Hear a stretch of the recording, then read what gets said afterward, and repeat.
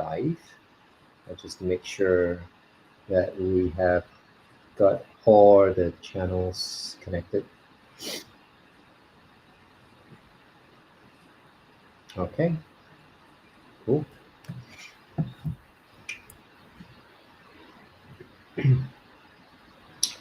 Awesome, awesome.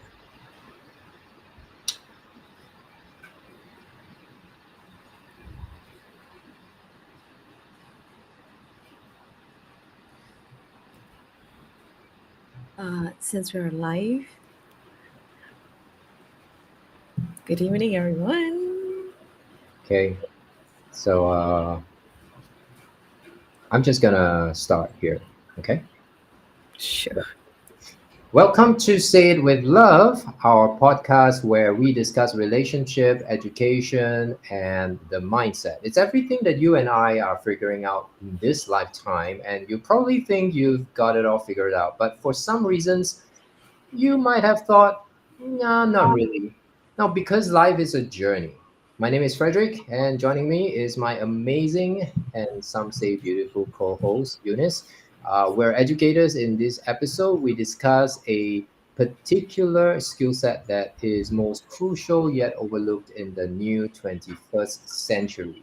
This skill is extremely important and helpful for anyone who wants to achieve success in future relationships, education, and careers. Why is that so? Well, tonight, Eunice will be on the hot seat as I will be interviewing her about her profession as an edupreneur.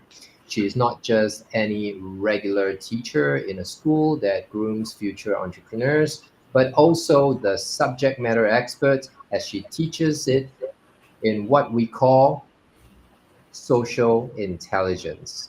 All right, Eunice. Yeah. Well, now, the first thing first, right? Something's on the top of my mind. If you can just explain to us, like, what social intelligence is all about. Okay, let's just split the words into two parts, right? Social and intelligence. What does that mean to you? Social means that something about people, something that we do on the day-to-day basis, like interaction. Intelligence got to do with something. It's got to do with the quotient, something that's inbuilt in it, something that we do with wisdom and intelligently. Well, very close. You tell Good me. try. Great attempt. Well, I don't define it the way that you could get ChatGPT or Google search to define it appropriately, right?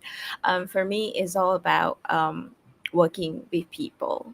And honestly speaking, we as human species, we as human beings, lost the very basic thing about being human, which is that we are social beings, right? I think post pandemic, everyone realized that we practically lost part of ourselves when we had the quarantine, we were being locked down, and people start getting depressed. Some even ended their lives because they couldn't deal with life without socializing. Of course, some actually introverts actually expressed to me that they loved the period when we had quarantine generally so that they can recharge, can be more with themselves, can have a lot more reflections. That's the best of both worlds if you know how to navigate through it. Now, social intelligence is about being able to adapt and being able to navigate through any social um, setting, I would say, through your own um, choices or decisions. Yeah, so making wise choices through the learnings, through the wisdoms that you have learned throughout your life. Yeah, so this is a skill set that is lifelong and very, very important for any any child or any being, I would say, any human being to navigate through life. Yeah.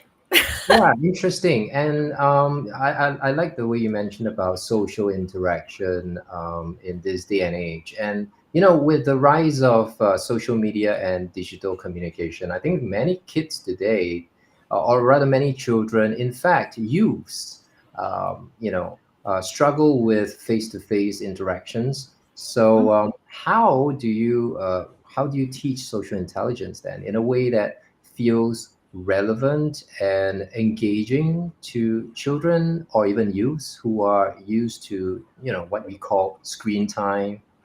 Mm. I know, right?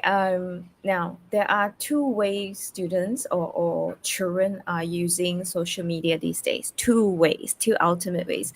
Why do I categorize them that way? Because as I do a fact finding from the students that I'm teaching right now, I constantly ask for feedback from them about why are they on the screen. What motivates them to the screen. Of course, the first thing first, they will say it's fun because it's colorful. There's a lot going on. There's a lot of information. Literally, you can travel around the world online. Yeah, it's a window to the world, basically, right? So it's exciting. It's enjoyable. Now, another part of it is that the sadder part is this cluster of children or students that feel that they are not comfortable interacting with real life, real world, and the screen itself is a way they cope with peer pressure, a way that they cope, a way not dealing with real life problems.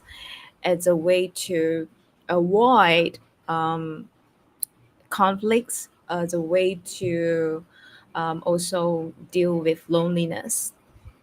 Yeah, so that these two extremes cluster how I look at it. So now let's look at the motivation here. There's one part pleasure, one part pain, right?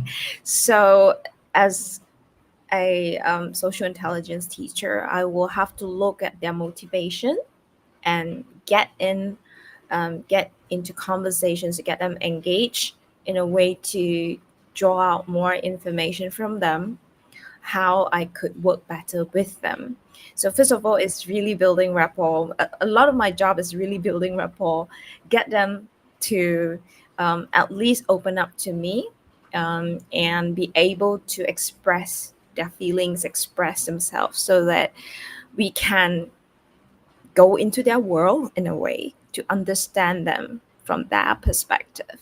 It's not about how we see things from the angle, it's more about how can we go into the world and mingle with them and draw them out to the real world to interact with us. So it's more challenging these days because of the internet, right? Back in our days, Hmm. it was a luxury to have internet connection. Remember the time that we have dial up? We Oh, literally have yes. to. Well, that speaks a lot about our age. Yeah, Yeah. we have to fight for that telephone line to get online, and it's a luxury to have a telephone line, to have internet connection, and have that patience to hear that thing zzz, zzz, zzz, and it coming back to connection, and you like the minute you get disconnected or your parents shouting for you like, hey, we need to use the phone. That's when it ends. Yeah, I thought it's interesting that you mentioned about going into their perspective and being into their world, as you build rapport with them, and also you mentioned about the challenges about how youth these days are behaving because of the internet and all that. I was just wondering. I mean, you mentioned the importance of empathy, right? Because what you say, the things you say about putting yourself in their shoes, it's about empathy. So the importance of empathy as part of social intelligence. So, what strategies do you use in a way to help children or even youth develop this thing called empathy? And how can parents reinforce these lessons at home? because right now it's a totally different generation, right? Yes, it is, and it's there's no one solution to fit all. Yeah, Correct. because human beings are complex. The most complex, I mean, so far, as we know, psychologically, everyone is different. Of course, we can group them into categories like, you know, the learner, like we talk about learning method, right? The way the children learn best, our students learn best. Um, Regardless of that, we need to really go to case by case basis. Now, I do see again back to the motivation, right? A lot of and also back to where they are at this era. Like, if they are still developing, which means they are in primary, probably their age is 7 to 12. That group of children, they do not have the level of maturity to really deduce what is good, what is not yet. And therefore, you can see that because they are consuming a lot of content that are readily available, but yet not for their age, Mm. sometimes it gives them a fake perception or false perception of how things should be. Like, example, I find that it's quite challenging for me to teach empathy to for them to grab the idea of empathy for the year 4 to 6. I mean, those in the range of 11 years old, 10 to 11, 10 to 12 years old, because at this rate they are not mature enough to make very informed decisions, I would say, because they do not have a lot of experience with life yet, right? So as parents or as teachers, we have to guide them appropriately in a way that make them understand where how empathy can help them. It's just like marketing. Marketing is like every all target audience will ask you, what's in it for me? So Yeah. what's in it for them? As the same thing, what's the motivation here is for them at this age range, even for year 7 and 8, like means uh, perhaps it's about 10 years old all the way to 14-year olds. Their focus is almost like me, myself, and I. So it's always about themselves. Therefore, at some point, like if if I asked them, I actually went around and interviewed a few of them. I asked them, like, guys, how do you feel like you see a friend in need, like perhaps they fell down, and do you usually just go and help them, or what do you do? And then they are quite honest with me. It's like, teacher, I'll just, like, it's not that I'm hurt. Why do I care? A lot of them actually have this similar response. I was like, really?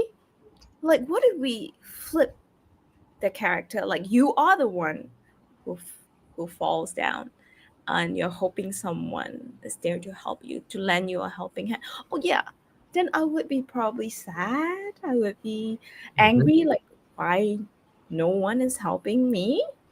Hmm. It's a flip of character. Then I said, well, exactly. So what you're portraying here is telling, like, I don't care. So if you hold a mirror to the situation, people are just mirroring what you think. And since nobody cares about nobody, so that's how people just don't care anymore, right? And if, just say, if you are one of those people that um try to one kind soul that happened to be there, and just pull your friend up, or just simply ask them if they are all right, you know that makes a lot of difference to them. They're like, sure, but I it, it's not me, so doesn't matter. They still insisted on that. Yeah, I mean, I'm like, I have been thinking for a bit, and then I said, what is the best way to teach empathy? Because to me, it Mm. was a natural thing. To me, that every child was born with it. Well, I don't know if you agree or not, but do let me know in the comment down below, or perhaps you can share your experience with empathy, and causing pain to others. I know versus causing pain to others, because I can feel that they are excited when they see a war scene, when they see violence It's rather online. sadistic. Rather, yes, because a lot of games nowadays actually are quite violent, I would say, Mm. and quite bloody.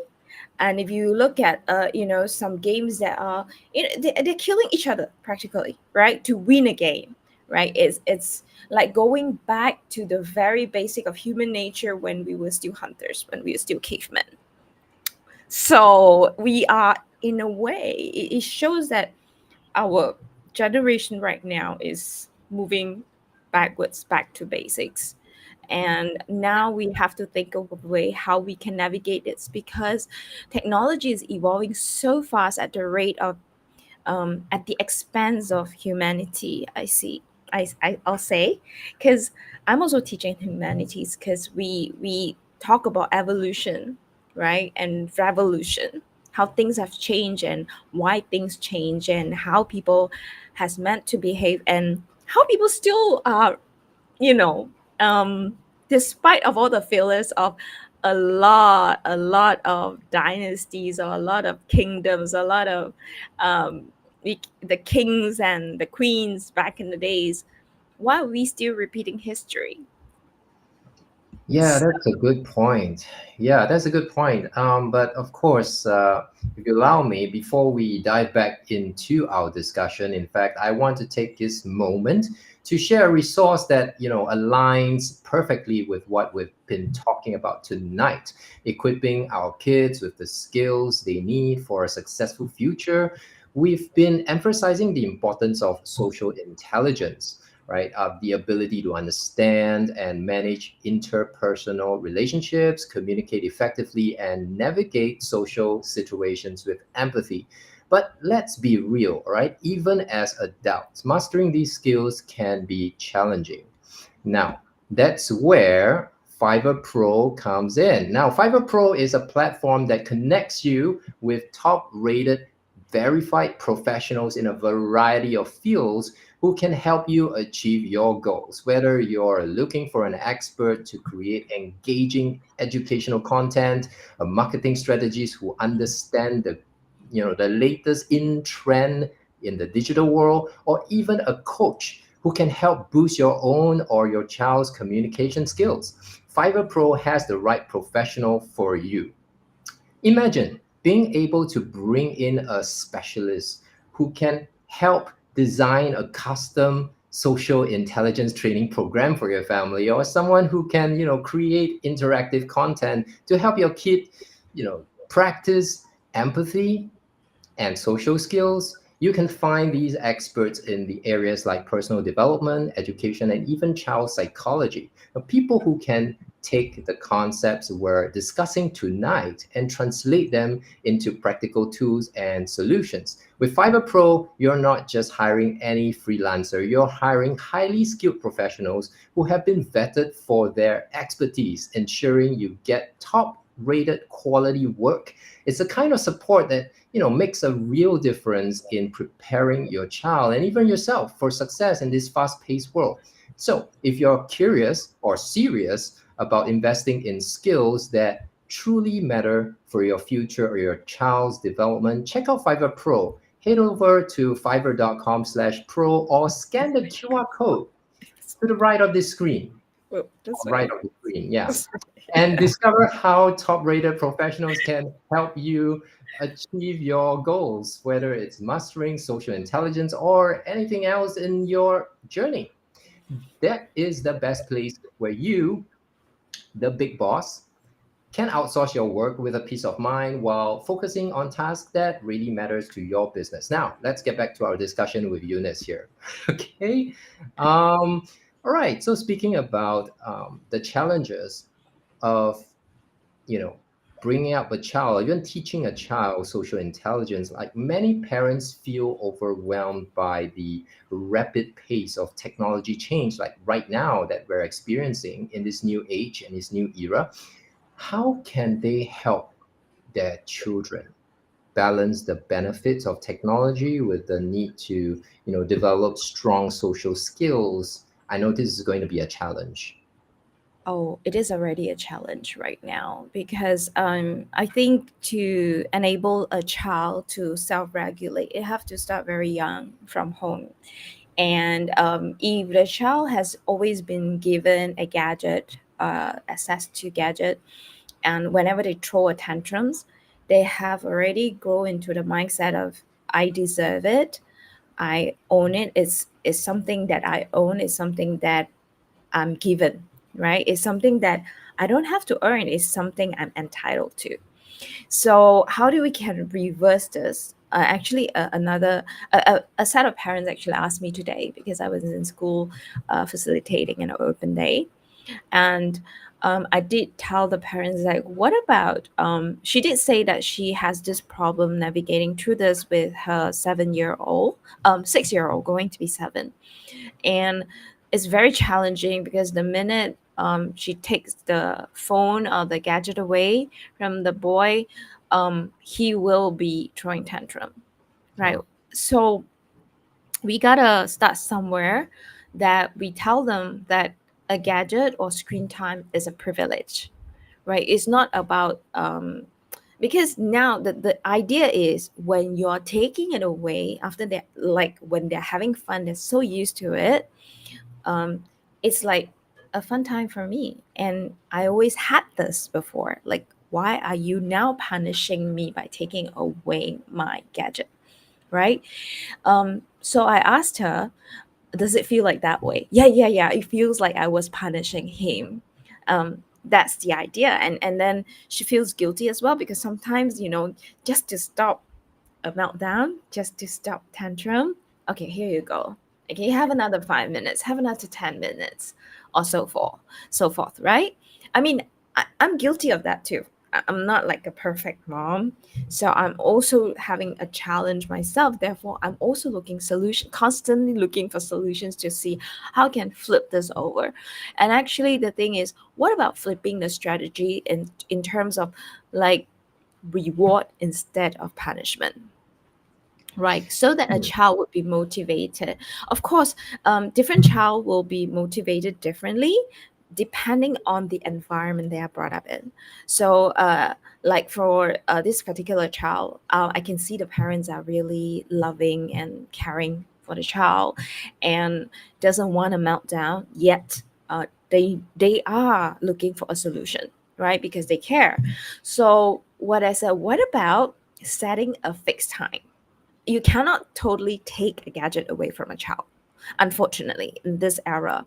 But if you can delay uh, their access to gadgets as late as possible, it will be great.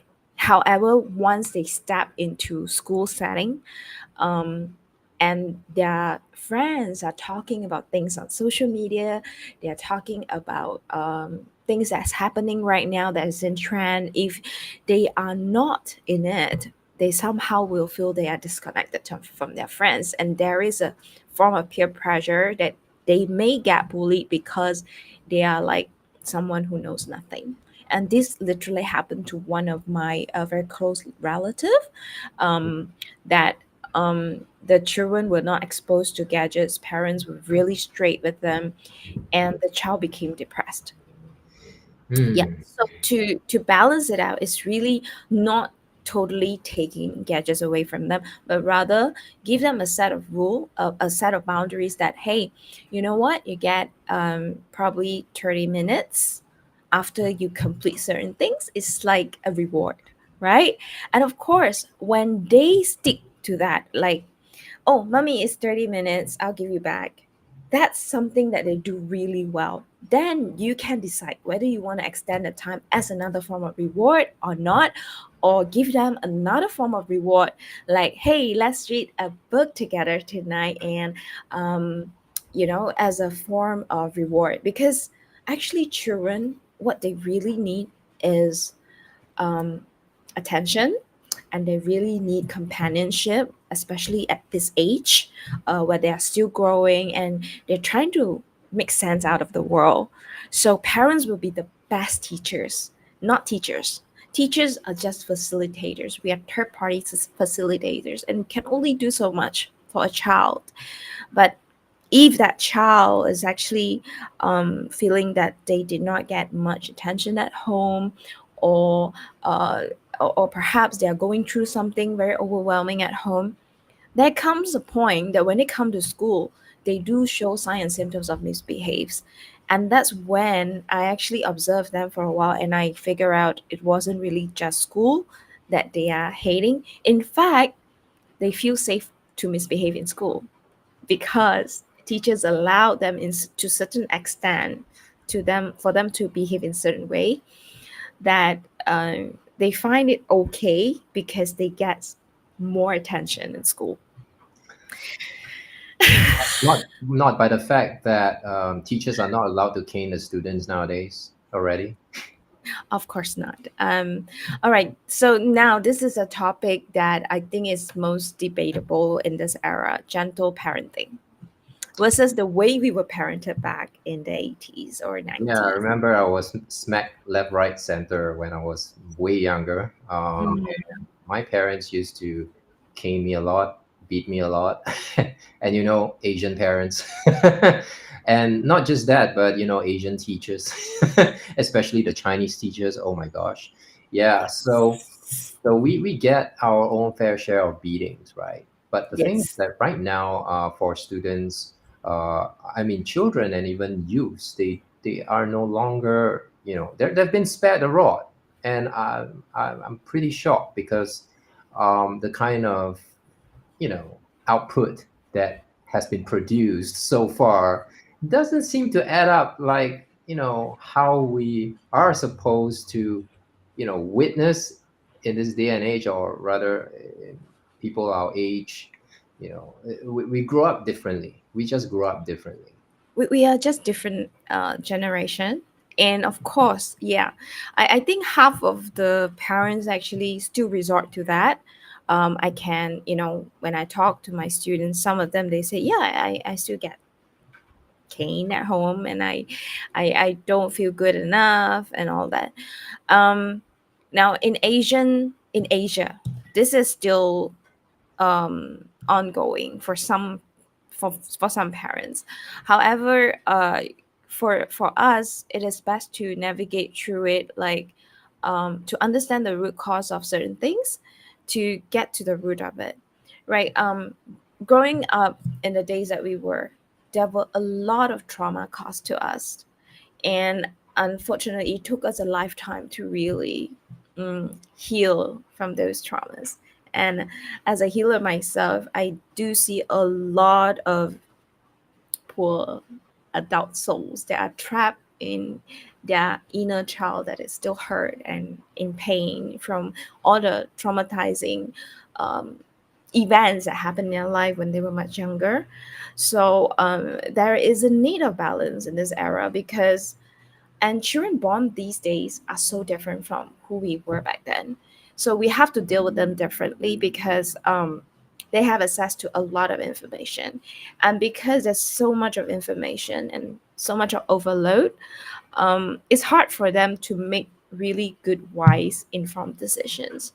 Therefore, our role as parent or educators is to train them to make sound decisions. I would not say the complete right one, because no one can escape from failure, but we can teach them how to fail forward early in life rather than later, when we are still when they are still under our wings, which means that, hey, yeah, we made these stupid mistakes, didn't we? So and we learn the best lessons when we make stupid mistakes. So that if they make small silly mistakes along the way, that's when we can actually guide them up and, hey, you know what, this is part of the milestone, and what have you learned from it? And you become a better person. We are not here to just educate students. We're not just to educate children. We are here to bring up people, humans, little human beings, not just human doings. Yeah, if you get me. Yeah, I get you. And I've got like two more questions to ask you. In fact, One of them is how can we measure progress in developing social intelligence, and what are some signs that indicate a child is improving in their social skills? Mm, Because social skills, social intelligence is not quantifiable. You can't measure it, just like love, just like faith. You can't measure them. So, how do you measure the progress in that sense in your profession? um, the transformation will be there. It's heartfelt actually. If you actually know a child very well, you will see those tiny little milestones that they achieve. Like they used to not care about everything, example, right? They don't have empathy, or perhaps sometimes they'll laugh at their friends when they are in pain. Okay, for particular child, okay, for this particular child. And after you fact find, actually it's not they are evil, or they just like pain in general for their friends. It's more about they they just don't know that, oh, I need to feel like that. I'm supposed to be kind. I don't understand why I should be kind, but because they have probably felt good, that's once that they help someone and someone actually thank them and buy them a gift, Mhm. then they find that, oh, that is something enjoyable, and they continue to perform that way. So you can measure it in a way that, oh, they are doing more and more little things that make a difference to others. That's how you actually measure. I don't have like a report card for them. However, if a child improve in their character along the way, you will see there'll be improvement in their studies for sure. So academically, because they know how to navigate through pressure, they understand. Okay, if I fail this time, it doesn't mean I'm a failure. I'll just keep going until I can. So we need to celebrate like every tiny milestone that they are doing. Like perhaps they failed certain subject previously, right? Previous term. And this term they actually passed several subjects. Give them give them that encouragement that, wow, you did improve and you must have worked hard for it. I really want to celebrate you. And that actually keeps them going, because they know that someone that is encouraging them, supporting them, and they'll do more because they feel for it. The motivation here is either pain or joy. So we want to use both of them to push them forward, you see. So this is the most natural way we can measure it, I guess. Let Cool. me I know like if how, you have any other thoughts. yeah, yeah. And down in the comment section below, of course. But of Yeah. course, I like how the way you talk about, uh, you know,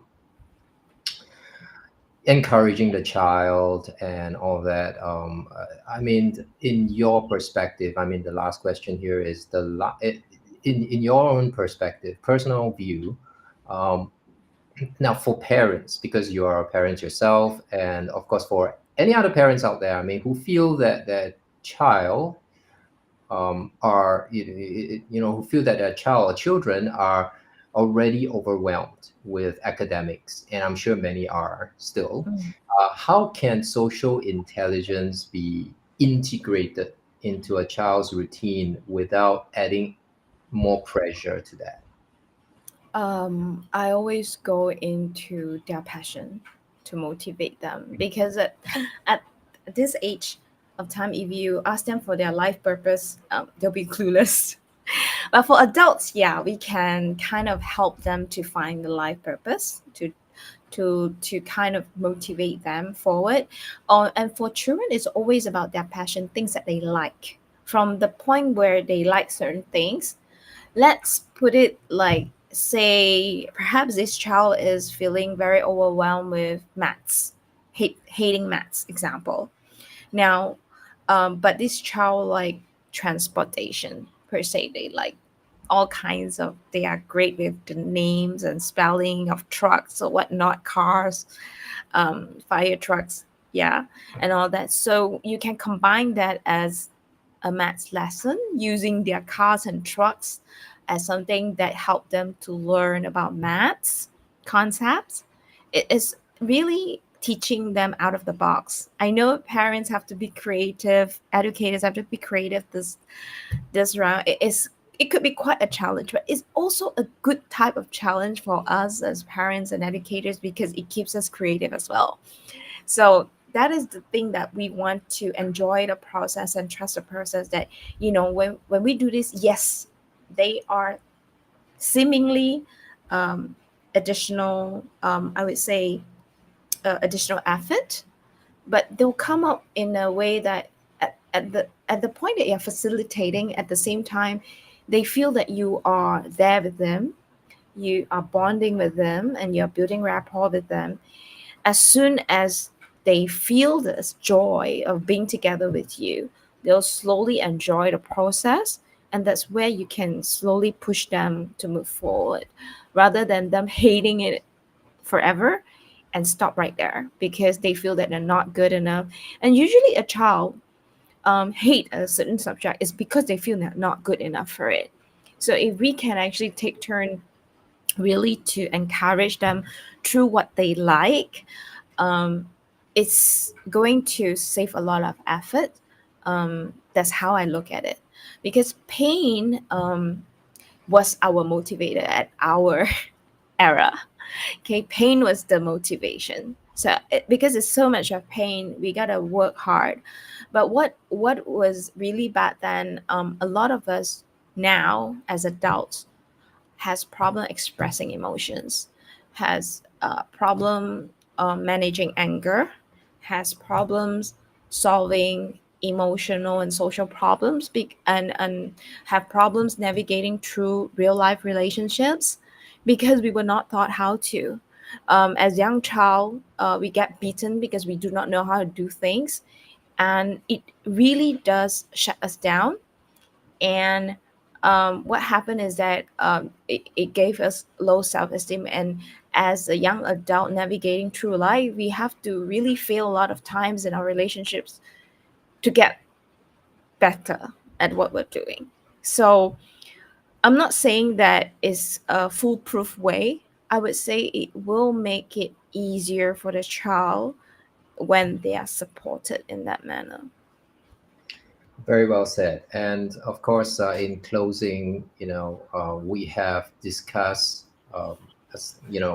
the crux, or rather the main points of how social intelligence uh, I mean, the role that social intelligence play in today's world, and how it's a skill set that is most crucial yet overlooked in this new 21st century.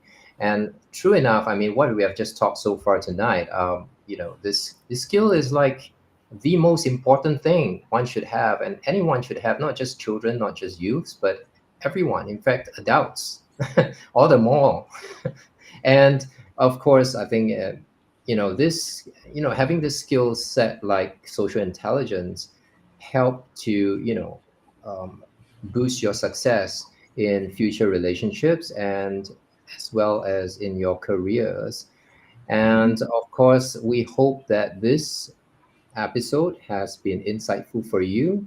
So, and of course, do check out our social media, at Fred Astrology and A New Teacher's Diary. That's our TikTok channels.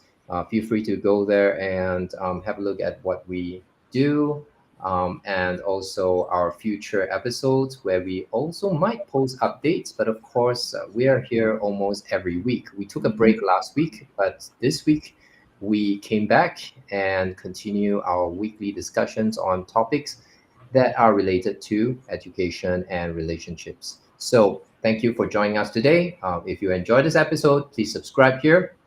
Please subscribe, share, and leave a review. All right, and we'd love to hear your thoughts and experiences that you've had, in terms of teaching children, youths, or even interacting with them, and in areas of education as well. So feel free to reach out to us via the email, Fred and Eunice at gmail.com, or subscribe to our YouTube channel. We have got them all up here. and it's in the bottom of the screen.